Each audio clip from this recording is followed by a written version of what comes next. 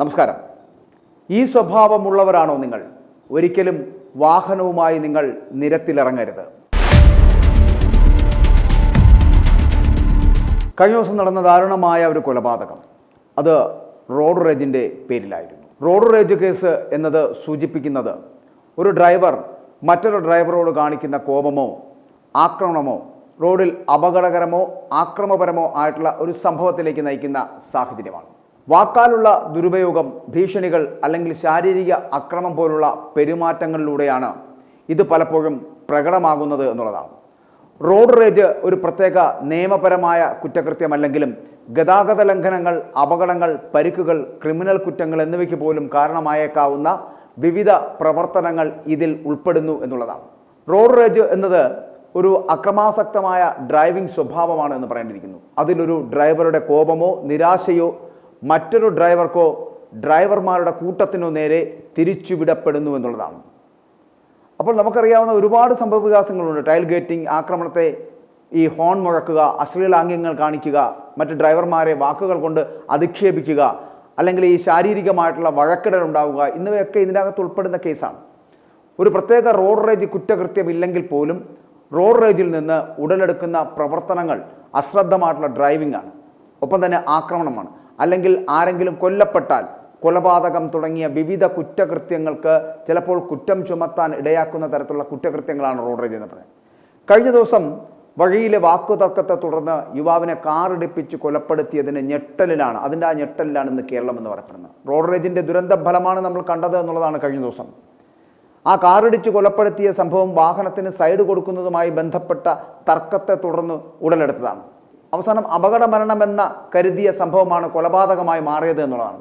അങ്കമാലി തുറവൂർ ആരിശ്ശേരിയിൽ ഐവിൻ ജിജോ എന്ന 24-കാരനാണ് കൊല്ലപ്പെട്ടത്.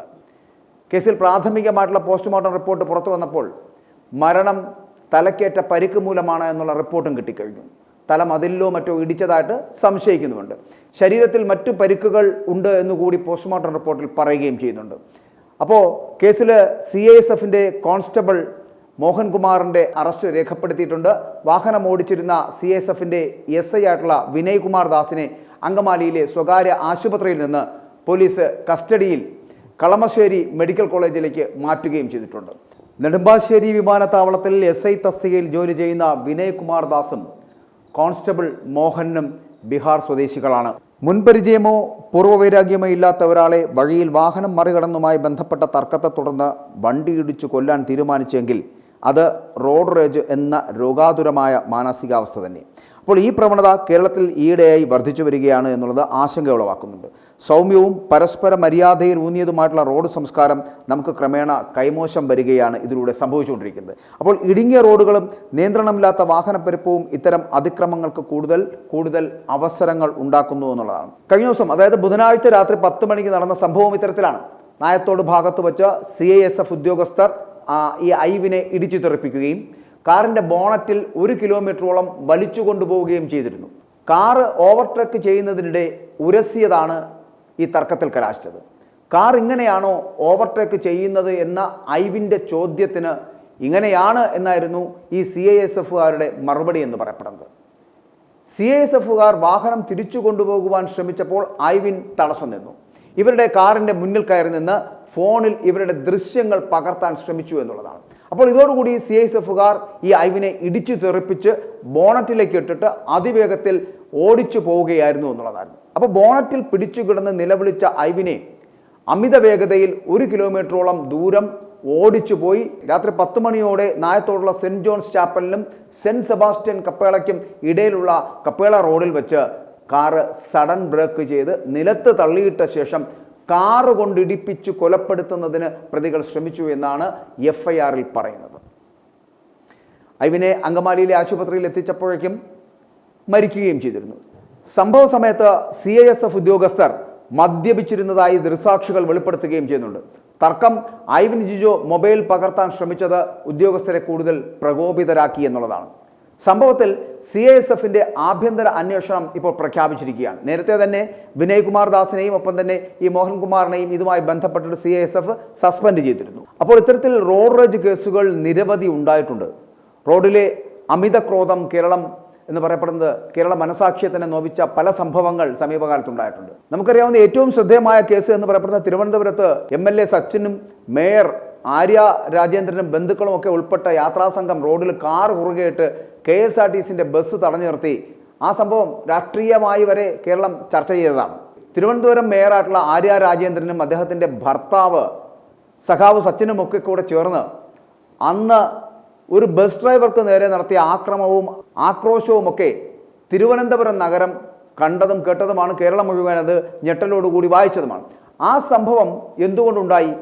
മാതൃക കാട്ടിക്കൊടുക്കേണ്ട ഈ തിരുവനന്തപുരത്തിൻ്റെ മേയറും ഒപ്പം തന്നെ ഒരു ജനപ്രതിനിധിയുമൊക്കെ ഇങ്ങനെയാണ് ചെയ്യുന്നതെങ്കിൽ സാധാരണക്കാരൻ എന്തായിരിക്കും റോഡിൽ ചെയ്യുക എന്നൊന്ന് ആലോചിച്ച് നോക്കുക. അപ്പോൾ ഇത് വളരെ കോളിളക്കം സൃഷ്ടിച്ച ഒരു സംഭവമായിരുന്നു. ഈ സച്ചിൻ്റെയും ഒപ്പം തന്നെ ആര്യ രാജേന്ദ്രനും കൂടെ ചേർന്നിട്ടുള്ള ഒരു വിഷയം റോഡിൽ ഉണ്ടാക്കിയെടുത്ത ആ അതിക്രമം എന്ന് പറയുന്നത്. അപ്പോൾ ഞാൻ പറയുന്നത് ഇതുപോലുള്ള ഒട്ടനവധി കേസുകൾ ഇതുമായി ബന്ധപ്പെട്ടിട്ട് നിലനിൽക്കുന്നുണ്ട് എന്നുള്ളതാണ്. ഇനി ബൈക്കിന് സൈഡ് കൊടുത്തില്ലെന്ന് ആരോപിച്ചുകൊണ്ട് മലപ്പുറം ജില്ലയിലെ തിരൂർ ചമ്രവട്ടം റോഡിൽ 2 അംഗ സംഘം അധ്യാപകനെയും ഒപ്പം തന്നെ കുടുംബത്തെയും കാർ തടഞ്ഞു നിർത്തി ആക്രമിച്ച സംഭവം ഒന്ന് ആലോചിച്ച് നോക്കിയേ. അതും ഇതുപോലെ തന്നെയാണ് ഉണ്ടായിട്ടുള്ളത് എന്നുള്ളതാണ്. ഇനിയും പറയാൻ ഒരുപാടുണ്ട്. MC റോഡിൽ ആലപ്പുഴ ജില്ലയിലെ പ്രാവൻകൂട് ജംഗ്ഷനിൽ ആ ജംഗ്ഷനിൽ വെച്ച് ബൈക്ക് കാറിൽ ഉരസി എന്ന് ആരോപിച്ചുകൊണ്ട് കാർ ഡ്രൈവർ ബൈക്കിൻ്റെ താക്കോൽ ഊരിയെടുക്കവേ ബൈക്കിൽ നിന്ന് റോഡിലേക്ക് തെറിച്ചു വീണ വീട്ടമ്മ ബസ് കയറി മരിക്കുകയുണ്ടായി. ഇതും നമ്മുടെ നാട്ടിൽ നടക്കുന്ന സംഭവങ്ങളാണ്. റോഡിലെ ഇത്തരത്തിലുള്ള അതിക്രമങ്ങൾ തടയാൻ വളരെ ഗൗരവത്തോടെയുള്ള ഇടപെടൽ വേണമെന്ന ആവശ്യത്തിലേക്കാണ് ഈ CISF ഉദ്യോഗസ്ഥർ ഇപ്പോൾ നടപ്പാക്കിയ കൊലപാതകമെന്ന് പറയപ്പെടുന്നത് വിരൽ ചൂണ്ടുന്നത് എന്ന് പറയേണ്ടിയിരിക്കുന്നു.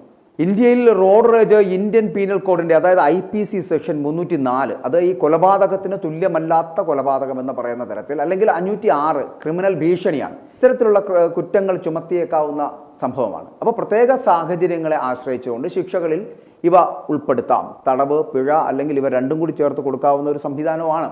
IPC സെക്ഷൻ 506 അതായത് ക്രിമിനൽ ഭീഷണി റോഡിൽ. അപ്പോൾ റോഡ് രോഷത്തിൻ്റെ പേരിൽ ഭീഷണികൾ അല്ലെങ്കിൽ ഭീഷണികൾ ഉൾപ്പെടുത്തുന്നതിനാൽ ഉപദ്രവമോ അത്തരത്തിലുള്ള മരണമോ ഉണ്ടാകുമെന്ന് ഭയപ്പെടുത്തുന്ന സാഹചര്യങ്ങളിൽ ഈ വകുപ്പ് കൂടി ഇതിന് ബാധകമാക്കേണ്ടതാണ്. ഇതൊക്കെ പറഞ്ഞു വെക്കുന്ന കാര്യങ്ങളാണ് എന്നാണ് ഞാൻ പറയുന്നത്. അപ്പോൾ കുറ്റവാളിക്ക് 2 വർഷം വരെ തടവോ പിഴയോ അല്ലെങ്കിൽ ഇത് രണ്ടും കൂടിയോ ലഭിക്കാവുന്ന കുറ്റങ്ങളാണ് ഇത് എന്നുള്ളതാണ്. കഴിഞ്ഞ ദശകത്തിലൊക്കെ ലോകമെമ്പാടും ഈ റോഡ് രോഷം എന്ന് പറയപ്പെടുന്ന വർദ്ധിച്ചു വരുന്ന സാഹചര്യമായിരുന്നു. ഇൻഷുറൻസ് പ്ലാറ്റ്ഫോമായിട്ടുള്ള ശ്രീബറ നടത്തിയ ഒരു സർവേ പ്രകാരം 2024 US 92% വാഹനം ഓടിക്കുന്നവരും റോഡ് രോഷത്തിന് സാക്ഷ്യം വഹിച്ചു എന്ന് പറയപ്പെടുന്നുണ്ട്. പല രാജ്യങ്ങളിലും അത് നടക്കുന്നുണ്ട്. ശാരീരിക പരിക്കുകൾക്കും ചില സന്ദർഭങ്ങളിൽ മരണത്തിനും പോലും കാരണമായേക്കാവുന്ന തരത്തിൽ അത്തരത്തിലുള്ള റോഡ് രോഷങ്ങൾ ഉണ്ടാകാറുണ്ട്. അതൊരു ഭീഷണിയായി കണക്കാക്കപ്പെടുകയും ചെയ്യുന്ന സാഹചര്യം ഉണ്ടാകാറുണ്ട്. ഇപ്പോൾ US, Canada, Australia, England, Ireland, Japan, New Zealand എന്നിവ ഉൾപ്പെടെ ലോകത്തെമ്പാടുമുള്ള രാജ്യങ്ങളെന്ന് പറയപ്പെടുന്നത് ഈ റോഡ് റേജ് കർശന നിയമങ്ങൾ കൊണ്ടുവരികയാണ് എന്നുള്ളതാണ്. ഇവിടെയും അത് നടപ്പിലാക്കേണ്ട ഒരു കാലം അതിക്രമിച്ചു എന്ന് പറഞ്ഞു കഴിഞ്ഞു. കാരണം അത്രത്തോളം ഒരു വല്ലാത്ത സ്ഥിതിവിശേഷത്തിലേക്ക് ഇവിടെ പോവുകയാണ്. ഇന്ത്യയിലെ റോഡ് അപകടങ്ങളിൽ ഏറെയും ഉണ്ടാകുന്നത് അശ്രദ്ധയും അമിത ക്രോധവും മൂലമാണെന്ന പഠന റിപ്പോർട്ടുകളുണ്ട്. റോഡ് യാത്രക്കിടയിൽ അപരിചിതർ തമ്മിലുള്ള തർക്കങ്ങളും അതേ തുടർന്നുള്ള കുറ്റകൃത്യങ്ങളും കൂടുന്നതായിട്ടും റിപ്പോർട്ടിലുണ്ട്. രാസലഹരി ഉപയോഗം, ഗതാഗതക്കുരുക്ക് തുടങ്ങിയവയൊക്കെ റോഡിലെ അതിക്രമത്തിന് മൂർച്ച കൂട്ടുന്നു എന്ന് പറയേണ്ടിയിരിക്കുന്നു. രാജ്യത്തെ 78% ഡ്രൈവർമാരും റോഡ് റേജ് നേരിടുന്നതായി നാഷണൽ റോഡ് സേഫ്റ്റി കൗൺസിലിൻ്റെ പഠനവും പറയുന്നുണ്ട്. അപ്പോൾ രാജ്യത്തെ നഗരങ്ങളിൽ റോഡ് റേജ് സംഭവങ്ങൾ കഴിഞ്ഞ 10 വർഷത്തിനിടയിൽ 30% വർധനവുണ്ടായിരിക്കുന്നു എന്നുള്ളതാണ്. അപ്പോൾ മോട്ടോർ വാഹന നിയമത്തിലും ഭാരതീയ ന്യായ സംഹിതയിലും ഇതിനാവശ്യമായിട്ടുള്ള ഭേദഗതികൾ വരുത്തുവാൻ നയപരമായിട്ടുള്ള തീരുമാനം ഉണ്ടാകേണ്ടത് ആണ് എന്നുള്ളതാണ്. മദ്യലഹരിയും റോഡ് റേജും ചേർന്നപ്പോൾ മനുഷ്യൻ പിശാചുക്കളെപ്പോലെയായി മാറുന്നു. ഐവിൻ ജിജോ റോഡ് റേജിൻ്റെ രക്തസാക്ഷിയാക്കി തീർക്കരുത് ഒരിക്കലും. പ്രതികൾക്ക് തക്കതായ ശിക്ഷ നൽകേണ്ടതാണ്. എങ്കിൽ മാത്രമേ റോഡിലെ ഇത്തരത്തിലുള്ള ആഭാസത്തരത്തിന് അറുതി വരുത്താൻ കഴിയൂ. i2i News, an eye for truth. i2i News subscribe ചെയ്തിട്ടില്ലാത്തവർ ഇപ്പോൾ തന്നെ സബ്സ്ക്രൈബ് ചെയ്യുക. നോട്ടിഫിക്കേഷൻ ലഭിക്കുവാൻ ബെൽ ബട്ടണും അമർത്തുക.